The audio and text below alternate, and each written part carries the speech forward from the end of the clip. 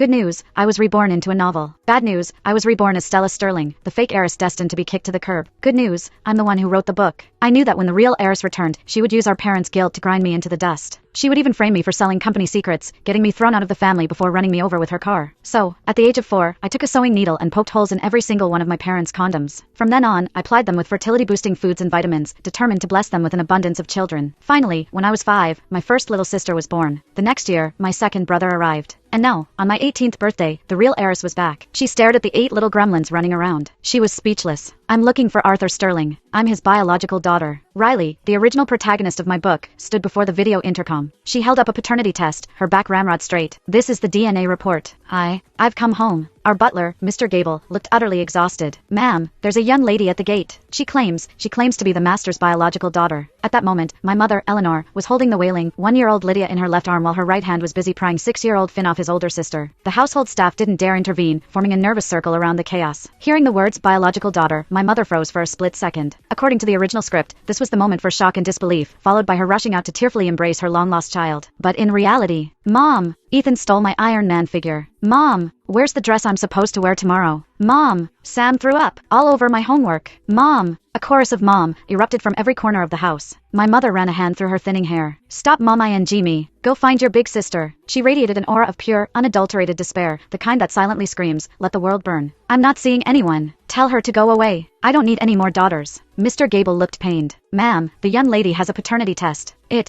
looks authentic. My mother scratched her head in frustration. I watched from the second-floor landing, trying to stifle a laugh. In the original story, I was the villainous fake heiress. As the only daughter, I was spoiled rotten before the real heiress came back. After Riley's return, guilt and blood ties made her the new family favorite. But now, when my older brother, Ethan, was born, my parents wept with joy and consulted astrologers for his name. When Riley was born, in the original timeline, they were thrilled to have a son and a daughter. When my third sibling, Maya, was born, my parents had faint smiles, thinking it would be nice for the girls to grow up together. By the time Finn was born, number 6, my mother had decided to get her tubes tied. I talked her out of it. With the 7th, 8th, and 9th, my parents' faces grew darker with each birth. When Lydia, the 10th, was born, my mother had finally had enough and booked the surgery. My father, after finishing a shortbread cookie, casually named the baby Cookie. To my mother, another child wasn't a pleasant surprise. It was a horror story. Ma'am, the report. Mr. Gable ventured.